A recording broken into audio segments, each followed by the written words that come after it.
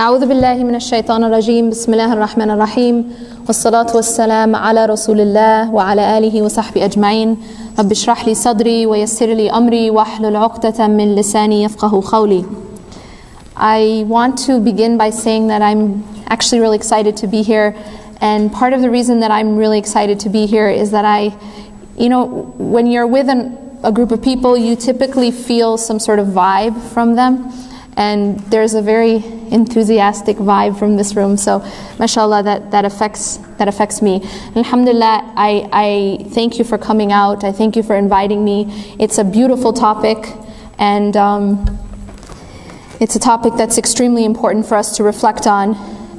And this is a topic that can transform us. We as human beings, we all have a very similar we have a similar nature.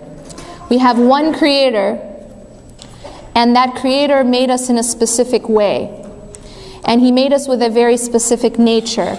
All of us have the same nature. The only difference between one person to the other is that sometimes that nature, the natural state of the human being, gets covered up. Allah subhanahu wa ta'ala created within every human being something we'll call something like a hole, something like a sort of empty space inside of the human being. This is all conceptual, not literally, but there is this need inside of every human being. That means that Muslim, non-Muslim, every human being has this need. And any time that as a human being we feel a sense of emptiness, or we feel a sense of something's missing inside us, something needs to be filled, so we are motivated to try to fill it, right? This is a natural motivation. You feel empty, you want to fill. This is where we fall into the problem, because what we try to do is we try to fill our emptiness with what is closest to us and with what we can see and feel and touch. Because as human beings we have this weakness. Among other things, our weakness is that we like to reach out to the things that we can see and the things that feel more tangible, more than we like to go beyond that to what is unseen. So what we as human beings, because we have this nature of impatience, we have a nature of wanting what is easy and what seems to be closer to us. So what we end up doing is we try to fill this emptiness that we agreed everyone has. We try to fill this emptiness with the material world. And when I say the material world, don't get me wrong, don't misunderstand. I don't only mean that we try to fill it with material things as in money and jewelry and fancy cars. That is one of the things. Those are things that, yes, we do try to fill the emptiness with. But there are a lot of different types of sedatives that we try to take in order to numb the feeling of emptiness and in order to fill that void. Now here's the problem. We said Allah subhanahu wa ta'ala created everything, right? And Allah subhanahu wa ta'ala made an emptiness, or made a void that can only be filled with one thing. So this is where we fall into the problem. As human beings, we feel the emptiness, and so we go to try to fill it, but we try to fill it with the wrong things. Some of us try to fill it with drugs. Some try to fill it with alcohol. Some try to fill it with other people. Some try to fill it with our careers. Some try to fill it with money. Some try to fill it with power, status. But essentially we're all trying to do the same thing. We're trying to fill that emptiness. And this is the reason why as human beings, we start to take these objects Sometimes they're other people, sometimes they are our careers, sometimes they are money, sometimes status, sometimes power, sometimes wealth. But we take these things and we start to love them as we should only love our Creator. Allah subhanahu wa ta'ala says in the Quran, بعد أعوذ بالله من الشيطان الرجيم ومن الناس من يتخذ من دون الله أندادا يحبونهم كحب الله. And there are some from among people, وَمِنَ النَّاسِ مَنْ يَتَّخِذُ مِنْ دُونِ اللَّهِ أَنْدَادًا, that there are some people who take besides Allah rivals, أَنْدَادًا. And in what way are these things rivals with Allah subhanahu wa ta'ala? These are not things necessarily that we bow down to. They are not things that we necessarily pray to. Because we have this idea in our mind that an idol is just something that you make out of stone and then you pray to it, right? At the time of the Prophet ﷺ, the idol worshippers, they made stone idols and they prayed to them. And so we limit this concept of idol worship, we limit this concept to just a stone object or saying that God has a son, and that's where we think that's idol worship. And as long as I don't do that, I don't have idols of the heart. But Allah in this ayah is saying that there are people who take rivals with Allah. And in what way are they rivals with Allah? يُحِبُّونَهُمْ كَحُبِّ اللَّهِ. They love them as they should only love Allah. They love them as the love that they should have for Allah. وَالَّذِينَ آمَنُوا أَشَدُّ حُبًّا لِلَّهِ. And those who believe are the most intense, أَشَدُّ حُبًّا لِلَّهِ. Their strongest love, their most intense love is for Allah. Now everything that I've just said is still very conceptual. No one in this room will raise their hand and say, okay, actually I love so-and-so more than Allah. Or I love such and such as I should only love Allah. Because typically as believers, even disbelievers, we don't really recognize this. And we wouldn't acknowledge it. But in our actions and in our inside of us, that's the situation, but we don't recognize it. The natural question is, first, how do you recognize what these things are that we love as we should only love Allah? That's the first question. Second, what's the problem with doing this? What are the consequences of loving something as you should only love Allah? What is the consequence of taking this emptiness that we all have and filling it with something other than our Creator and the love of our Creator and the ultimate attachment to our Creator? What is the consequence? First of all, let's ask, how do we know what things we have taken and loved as we should only love Allah? Well, nobody can, go inside with some sort of apparatus and do a test on the heart that's going to tell you, okay, for you, it's your money. For you, it's school. For you, it's your job. For you, it's people. And maybe it's a combination of things. We don't have any sort of litmus test or blood test for this, right? So how do you find out? You know that there are indicators of love. There are indicators of love. And I want you guys to ask yourself this question. We've all experienced human love at the least, right? We know what it feels like to love another person. Am I right? Anyone in this room never felt love in their life? Okay, good. Alhamdulillah. We've all experienced this emotion. Now, ask yourself this. When you love another person, what does it look like? How do you feel? How do you act? What are the indicators of love? Well, first of all, one of the most clear indicators of love is whatever you love most, whatever occupies the biggest part in your heart, is going to also occupy the biggest part in your thoughts. and in your mind. Therefore, if you want to know what you love most, ask yourself, what do I think about most? Because you cannot help but think about what you love. It's a natural consequence of love. You can't help it, right? So when someone, for example, is in love, all they can think about is the person that they're in love with. And by extension, all they can talk about is the person that they're in love with. And their friends just want them to be quiet. Right? It's like, enough already. Because it becomes a consuming type of obsession. When you love, you want to talk about what you love. You remember what you love. It is a natural consequence of love. Does everyone agree? With the example of another human being, you see this very clearly. And the person can't stop talking about the one they're in love with, right? They can't stop thinking about them.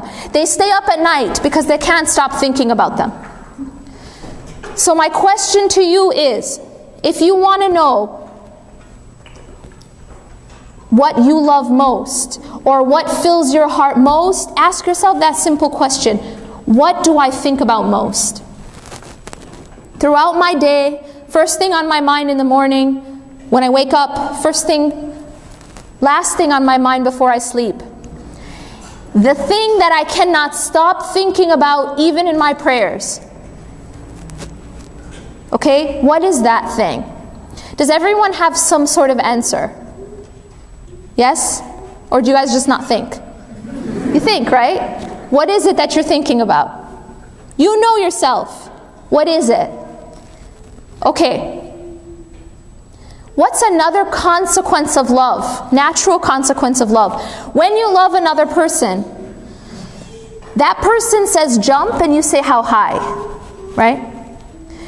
The point is that when someone is, has totally fallen for another person, they become almost like at the mercy of that person. Whatever that person wants, they do.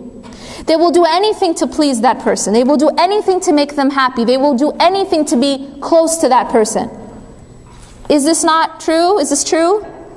So when you feel, the more love you feel, the more you have the desire to please the one you love. Right? So ask yourself this question. What is it in my life that I work hardest, or who is it in my life that I work hardest to please?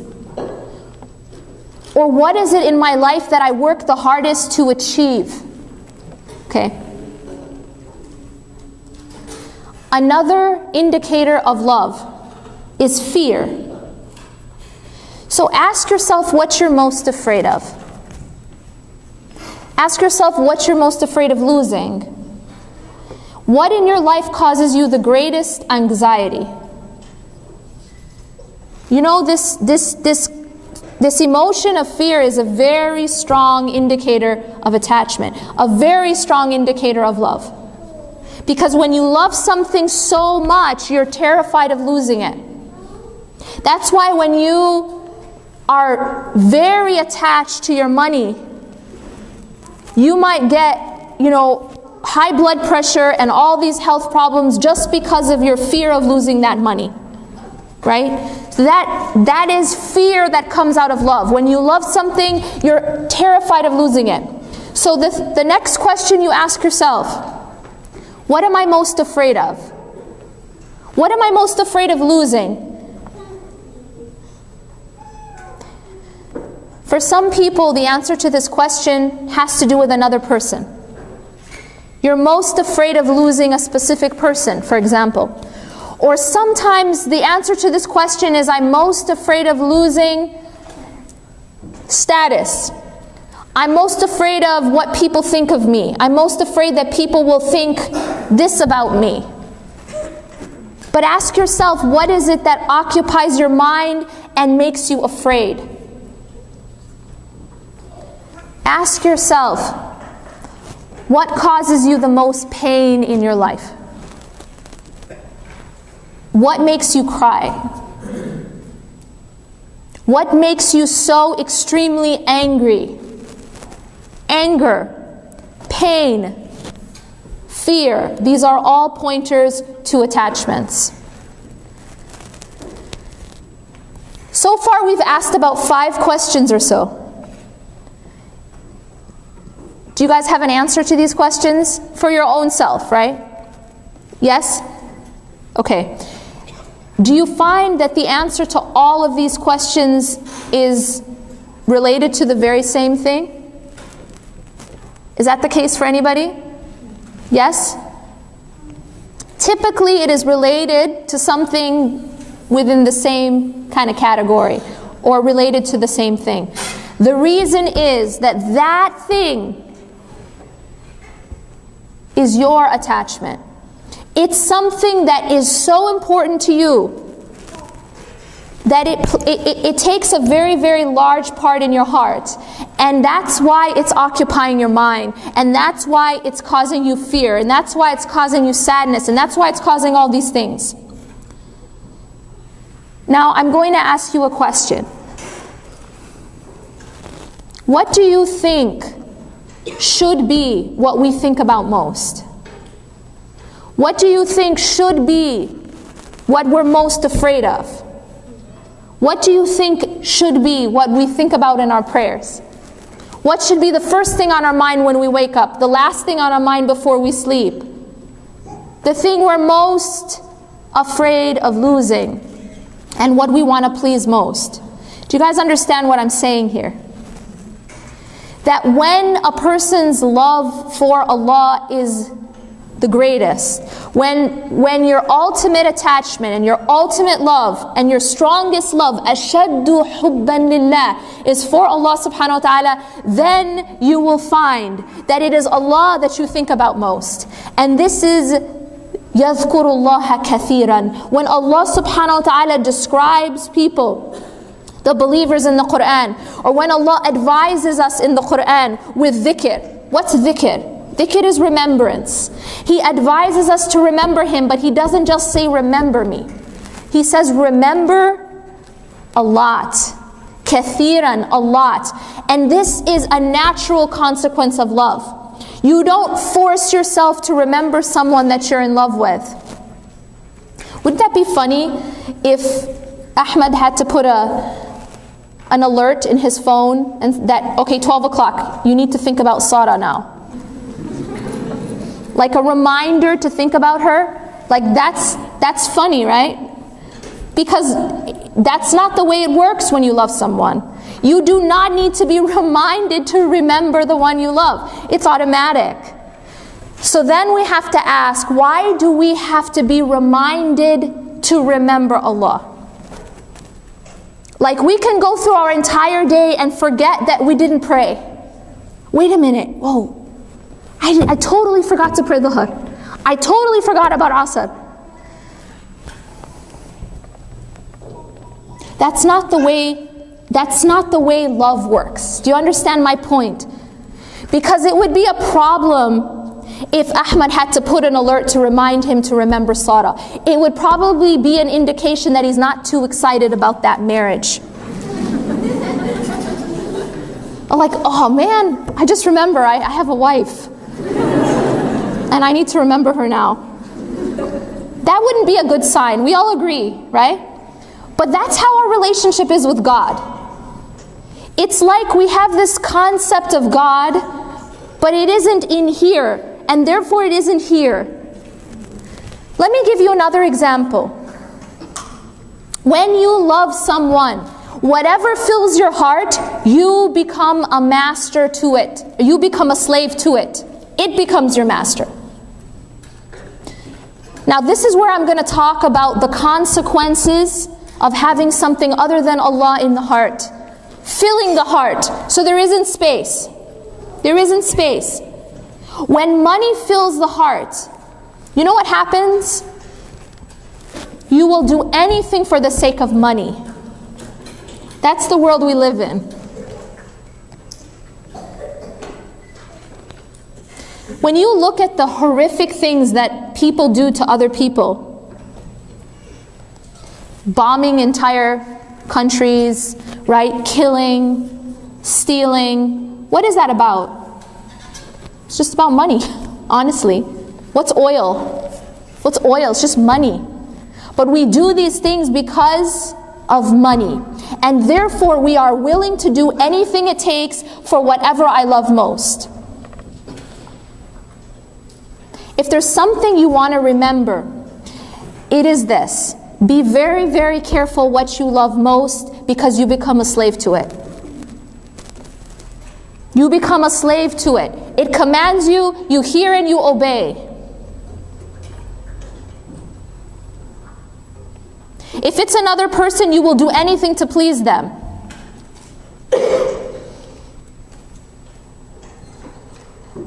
Why do we get in a situation, for example, where it's so difficult to do things that Allah has commanded us to do? When Allah commands us to dress in a certain way, but it becomes so difficult for us to do it. What is it that's keeping us from doing it? What is it that's keeping us from hearing and obeying? It's because we love something else that we're hearing and obeying. And it may just be fashion. And it may just be society's standard of beauty. It may just be what people think. What other people think of me. People are going to think this of me, or people are going to think that of me. And because that is what I'm most concerned about, I choose that. When I have a business and I have to make a decision, we're always faced with choices, always. And I have to make a decision. I have to, for example, if I have a restaurant, there's the choice. Do I sell alcohol to make more money? Interest. Riba. But we make these choices based on what we love most. So if it is money, that's why we choose that. But if I sell alcohol, I'll make more money. If I get these huge interest-bearing loans, I'll make more money. When what I love most is the size of my house, and what people think of me, and the fact that people look at me and say, wow, look at what she's driving, or look at what he's driving, look at his house, look at his clothes. If that's what I love most, and that's what's most important to me, then it's no problem for me to get a huge interest-bearing loan on a house. It's no problem for me to finance a car, because what's most important to me is what people think, or the fact that I look good in this particular car. And we put aside the fact that Allah subhanahu wa ta'ala has forbidden these things. We become slaves to what we love most. So that's why we have to be very careful what we love most. If what we love more than anything else, if what we love more than what society thinks, what money comes or what money goes, if what we love more than any of these other things is Allah, then when Allah says, we hear and we obey. When Allah says that you're supposed to dress in a certain way, we hear and we obey. And we do it out of love. When Allah says to do a certain thing, when Allah says that at Fajr time, you get up and you pray, we hear and we obey. Because let me give you guys an example. If I told you that at exactly 5 a.m., there would be a check outside of your doorstep for $5 million. 5 a.m. And all you have to do is set your alarm, go inside. Would you set your alarm? Is there anyone in this room who would say, I love sleep more? Is there anyone in this room who would say that my bed is too comfortable? Forget the $5 million. Raise your hand if you would do that. And if you raise your hand, I know you're not telling the truth. Okay, you know you would do that. Something to reflect on is that we will set our alarm and we will get up any time of the night. No matter how little sleep you got, no matter how comfortable your bed is, you will get up just to go get that money. Now that's $5 million. Because that's a lot of money, right? Do you know that that is nothing compared to infinity, right? We all know that. I mean, you don't need to be like a math major to know that, because it's a finite amount of money. It's a finite reward. You cannot compare a finite reward to an infinite reward. Because when you compare something finite to something infinite, no matter how big it is, it tends towards zero. It's essentially nothing. So now we're talking about things that we would do. We would do it for way less. If I told you $10 were going to be outside your door, you know what I'm saying? You're like, oh, who cares? All you got to do is get out of bed. Easy money, right? You would do it. You would do it for $2. I mean, we would. Admit it. I'll give you proof. I will give you proof. You want me to give you proof? Okay, I'm going to give you proof. Black Friday. Right? Totally. We do that. I mean, this isn't just theoretical. People, do they not? They will wake up at the crack of dawn after Thanksgiving sales. Wake up at the crack of dawn and stand outside of Best Buy and stand outside of Walmart or wherever it is, and sometimes literally stand in lines for hours in the cold to save a few dollars. Right? I mean, really, to save a few dollars. So we're not talking 5 million. We're talking like $5. Sometimes, like, even if it's $50. So forget 5 million. The most, what are you going to save? But this is what we do. Something to look at. This is just because of money. But we won't get up at that same time of the night, or that same time to pray Qiyam, or to pray even Fajr. We'll sleep through Fajr, but if it comes to a sale, we'll get up. Sometimes people camp outside. I mean, do you guys know what people do for these sales? Have you guys seen or read in the news about the way we act?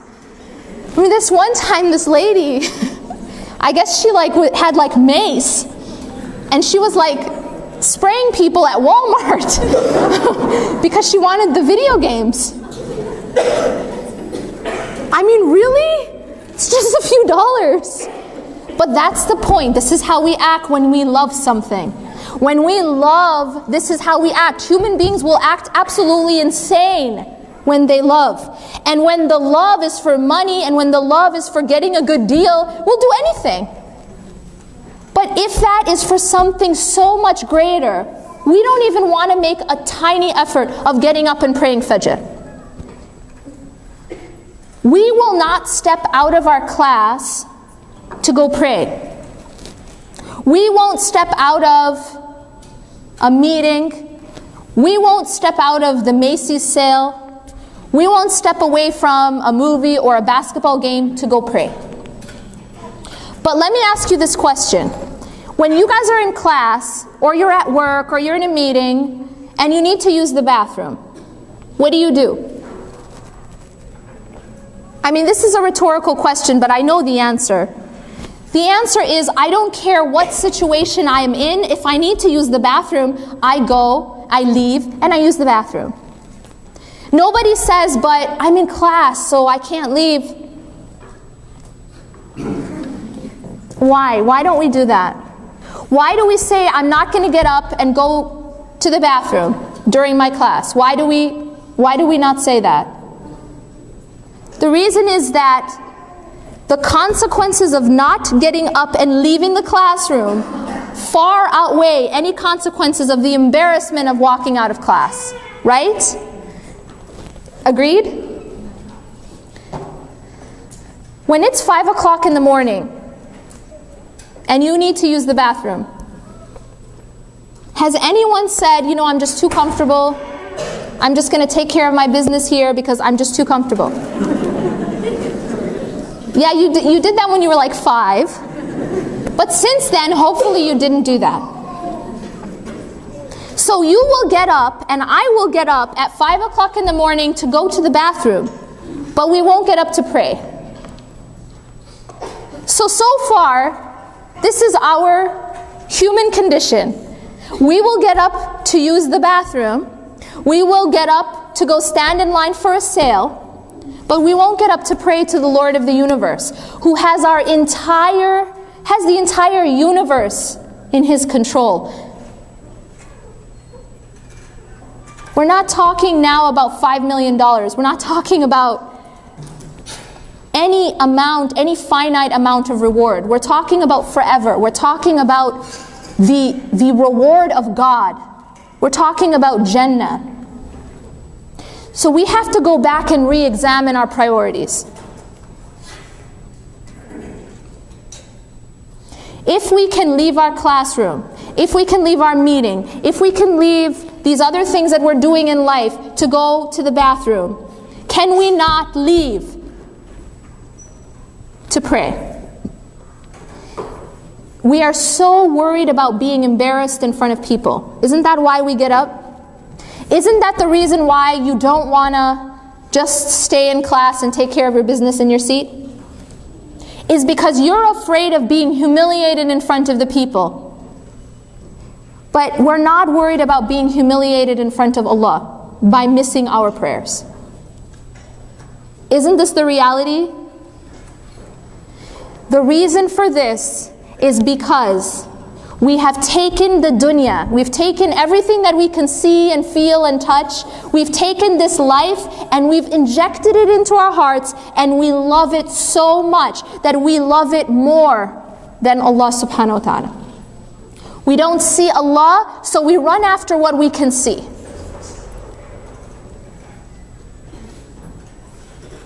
We have to shift that focus. Because dunya is something that is by its very nature temporary, by its very nature an illusion. Everything we run after in this life, does any of it last? Tell me the answer to the questions that I asked you at the beginning. Remember I asked 5 questions or so? Now, the answer that you had to those questions, do you remember what it was? Yes? Nod if you do. Okay. That thing, the answer, is that thing going to last? Is that thing going to last forever? Is that thing perfect? So this is our problem. We try to fill the emptiness with something that is not lasting and something that is not perfect. And then we wonder why we end up with broken hearts. We end up disappointed. We end up so upset, so afraid, so insecure. It's clear why that happens. Because the thing that we are loving most is something that is not lasting, something that is not perfect. It's like a person who's rock climbing and they're holding onto a twig. What happens? You don't have to be a physics major to know what happens. What happens? The twig, if you hold onto a twig with all of your weight, what happens to the twig? It breaks. Then what happens to you? There's something called gravity. What happens to you? You fall. And we wonder why we end up falling, and we keep falling, and things keep breaking. It's because we're holding on to the wrong stuff. We are loving the wrong stuff, and we are neglecting the real thing. How do we find a balance? And that's inshallah where we'll end. How do we find a balance? Because we live in dunya, and Allah subhanahu wa ta'ala never told us that we should not love the creation.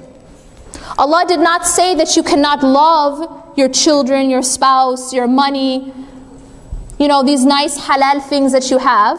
It's okay to love those things. How do we find a balance where those things are loved but they do not own us? How do we find a balance so that our greatest love, أَشَدُّ حُبًّا لِلَّهِ. In another ayah, Allah subhanahu wa ta'ala warns us. قُلْ إِنْ كَانَ آبَاؤُكُمْ. Say if your fathers, your sons, your spouses. Now here in this ayah, Allah lists about 8 things. And by the way, all of these things are halal. All of them are halal. Is it halal to love your parents? Is it halal to love your children? Is it halal to love your spouse? Is it halal to love your relatives? Is it halal to love your halal business or your home? However, Allah warns us of something in this ayah. He says that if any of these things are more beloved to you than Allah and His Messenger and striving in His cause, then wait until Allah brings about His decision. And Allah does not guide the defiantly disobedient ones. Now there's a message in this ayah that a lot of us don't realize. And that is that the things that distract us from God are not always necessarily the haram things. The clubbing, the drinking, the drugs, the alcohol. No, sometimes they are the halal things. Sometimes they are the halal things that we take and we love as we should only love Allah. And that's the secret that a lot of us didn't learn. We don't realize what's the problem. I'm a mother, I love my children. So what's the problem with that? The problem with that is that when I love my children and they overtake and they become my center instead of Allah, that's a problem. Even though of course it's halal to love my children. My spouse, when I take my spouse, it's not a boyfriend, it's not a girlfriend, I'm married. Right? You take your spouse and you put them at the center of your existence. And your life starts to revolve around them. And what you think about most is them. And what you want to please most is them. And what you fear most is them. And all of a sudden, where is Allah in the equation? That's the problem. And this will happen with halal money. This will happen with your spouse. This will happen with your children, with your parents, with your business, with your house, which you delight in, the ayah says. But when those things you start to focus on and revolve your life around, that's when you have a problem. Even though they're all halal. The question remains, how do we find a balance? Because it's natural for a mother to love her children. It's natural for a spouse to love their spouse. It's natural to love these things. Now the question is how? And this is where I want to bring in a concept which is mentioned in the book. It's a concept of what we hold in our heart and what we hold in our hand. And there's a difference between holding something in the hand and holding something in the heart. This is conceptual. But what it's talking about is this. Whatever we hold in our heart is a serious attachment. It's something I'm dependent on. What I hold in my heart is the thing I revolve my life around. It's the first thing on my mind when I wake up, the last thing on my mind before I sleep, what I think about all day, what I'm most afraid of, what I'm most interested in pleasing. It becomes the center of my world.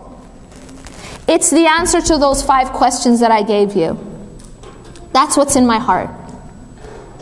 And that thing will become my master. You know that this is actually the reason why, you know this whole, what do you want to call it? Mother-in-law phenomenon of, right, you hear the word mother-in-law and all of a sudden there's this automatic connotation, right, of someone who doesn't want to let go of her son, right? Why do you think that happens? Think about it. Why do you think that happens? And I'm not talking about a mother loving her son. I'm talking about the unhealthy attachment of a mother to her son to such an extent that when he gets married, she is not able to let go. It's to such an extent that it creates problems between the husband and the wife. To such an extent that the son has to choose between his wife and his mother. That should never happen. To such an extent that he has to constantly tell his mother that I love you more than my wife. That's not healthy. Why do you think that happens? Do you know why that happens? That happens because the mother took that child and for his entire life, he was at her center. He was at her center. She may have believed in Allah, but he was at her center. Her child was at her center. Now if you take your child, your son in this case, and you did tawaf around him your entire life. You guys know what I'm talking about? Like, he didn't have to do anything for himself. Like, you did everything for him. You fed him to his mouth till he's like 20-something, right? You do everything for him. He never lifts a finger because your life revolves around him. First of all, you're harming your child when you're treating them in that way. That's not love, by the way. That's not love. That's insecure attachment, that's dependency, and it's not healthy. Allah is supposed to be at the center, not your child, not your spouse. So what happens then when he grows up and he gets married, you have an unhealthy consequence. And it's because an unhealthy attachment brings about unhealthy consequences in our personal lives, in our collective lives, and in the society. And this is just one example. This is the reason why someone who, when they lose stock or the stock market crashes, they take a pistol to the head. Why does that happen? Why does that unhealthy consequence happen? It's because that person took their stocks, took their money and put it at the center of their life and revolved around it. Why does Romeo want to kill himself or Juliet want to kill herself when they don't have the other person or they think the other person is gone? It's because Romeo took Juliet and put her at the center, and Juliet took Romeo and put him at the center. That's not love, that's worship. That's not love, that's worship. And that's what we have to understand. That proper love, that healthy love, is never to take something other than Allah and put it at your center. It's to love in a healthy way. And to love in a healthy way means that you love without attachment and without dependency. By the way, this is very difficult. It's just very difficult sometimes. And this is something that Allah subhanahu wa ta'ala sometimes trains us to do. You know, one of the ways in which Allah trains us to do this is actually through the concept of pain. Think about a person who's standing in the kitchen and you accidentally touch the stove with your arm, but you don't see it, right? It's the back of your arm, and you touch the stove. What makes you move your hand? It's the pain, right? So what has Allah designed the pain to do for you? The pain is an indicator that you need to make a change. So in this case, the pain of being burnt is an indicator that you need to move your arm, right? Do you know that emotional pain is very similar? When you take your child, when you take your money, when you take anything else and you put it in the heart in a place that only God should be, guess what happens? It hurts you. And that very thing that you took and you replaced Allah with that thing will become the source of your greatest pain. Allah has done that. Allah has given us this mechanism as a mercy to tell you that you need to make a change. There's a problem. You know when you have those very painful relationships? Very painful relationships. And it keeps hurting you and it keeps hurting you until what happens? You make a change. And that's the point. That it will hurt you because it's not healthy. The pain, the anxiety are all signs that there needs to be a change made inside in your attachment. So Allah subhanahu wa ta'ala directs us. One of the easiest ways to break our false attachments is to find something better to love. I'm going to use this example. It's an example I use in the book as well, because I think it illustrates this concept. If you think about a child, and you know when a child falls in love with a toy, I mean, they just become consumed. So imagine a child who falls in love with a toy car. He's walking by the toy store and sees the toy car in the window. Now that child, if he gets his hands on that toy car, good luck taking it away. He will not want to do anything else, just play with the car. Maybe to the point that he doesn't want to eat, sleep, go to school. I just want to play with this toy.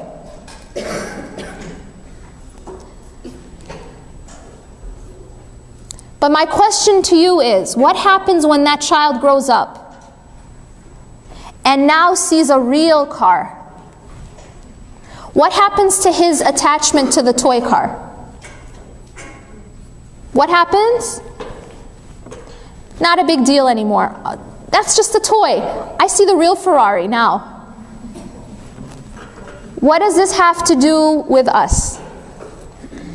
There is a toy, there is a lesser model, and there is the real thing. The lesser life is this life. Think of this life as that toy car. In every way, it is inferior to Jannah. In every way. It is inferior in quality, because this life, no matter how much money you have, no matter how much status you have, no matter how much approval you have, it will never be perfect. Will it? No matter how beautiful you are, what happens after 50 years? It will never be perfect. This life is inferior to Jannah in quantity. No matter how much you have, it will not last forever. All those people that are on the magazine covers, they might have more money than you, they might have more fame than you, but they're going to die too. And they don't look like that forever. You can do all the plastic surgery in the world, but you just can't look like that forever. Right? And that's very hard for some people to accept because they're so attached to this life. But we have something better. Jannah is the real thing, right? You have the toy car and you have the real car. Now what I'm suggesting to you is the more that you can see the real thing, the less your attachment will be to the false model. So when you compare Jannah to dunya, there's no comparison. And when you compare Allah, when you compare the Creator to the creation, there is no comparison. The more you can see the real thing, the weaker your attachment becomes to the false model. Does that make sense? So my advice to you and to myself is the advice of Allah subhanahu wa ta'ala and His Messenger. Increase in your dhikr. Increase in your remembrance of the real thing.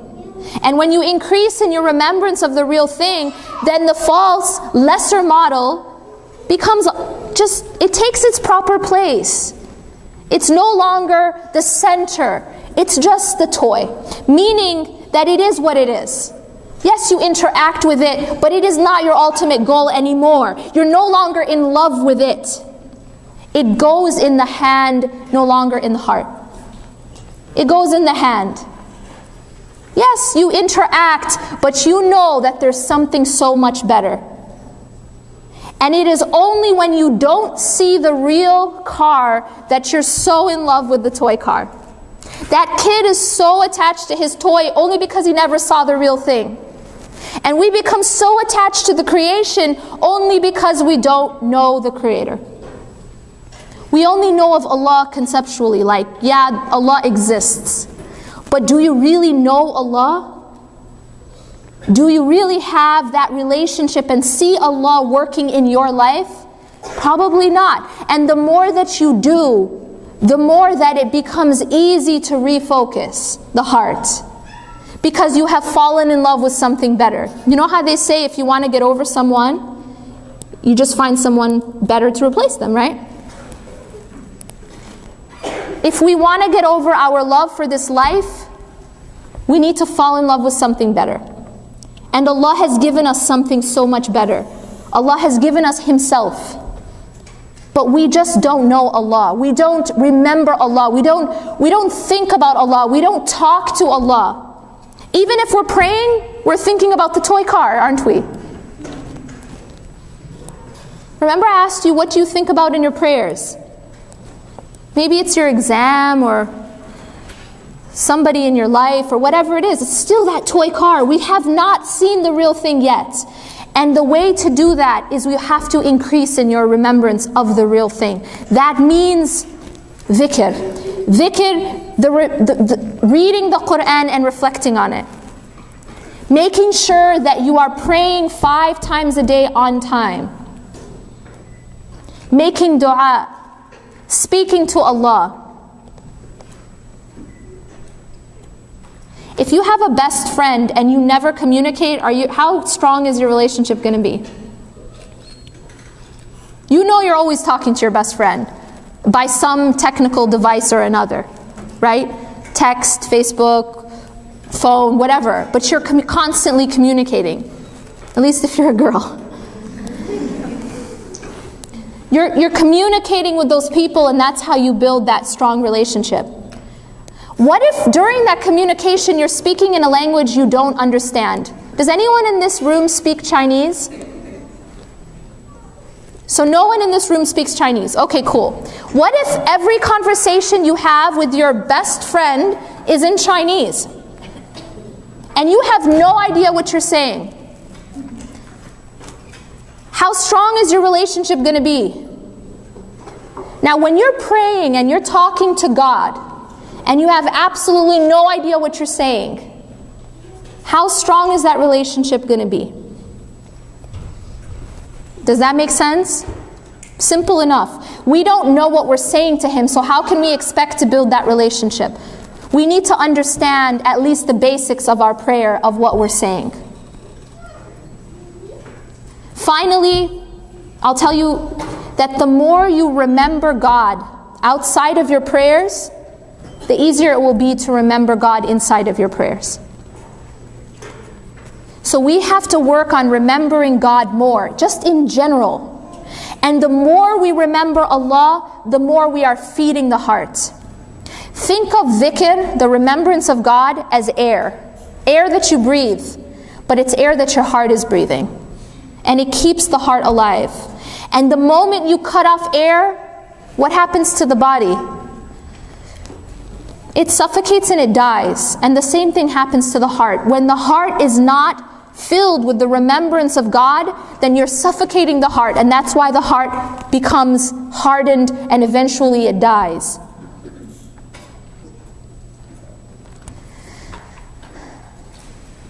You know, sometimes I think, sometimes what keeps us from being consistent in our relationship with God is that we sometimes fall and we feel hopeless, we mess up, we feel like, you know what, it's just too hard, I'm too far away, there's no point. But the way we have to think about it is this. Our prayers, you know, sometimes people don't pray because they feel like, well, I'm just really low right now, I'm not in a good place. When I get to a good place, I'll pray again. Do you know what that person is like? It's like a person who says, I'm not feeling very good today, so I'm not going to breathe today. Because I'm not feeling good. And when I feel better, I'll breathe. Maybe tomorrow. Maybe next week. What's the problem with this scenario? What's the problem with this scenario? You're not going to feel better if you don't breathe. In fact, you're going to die. You have to think of your prayers in exactly the same way. They are the air of your heart. And even if you're not feeling good or you're feeling really low, you still need to breathe. Just think of it like that. I'm going to go take a breath right now. I'm going to go pray, I'm going to go take a breath right now. And eventually, if you keep breathing or keep praying, you eventually will feel better. Remember, this life isn't linear.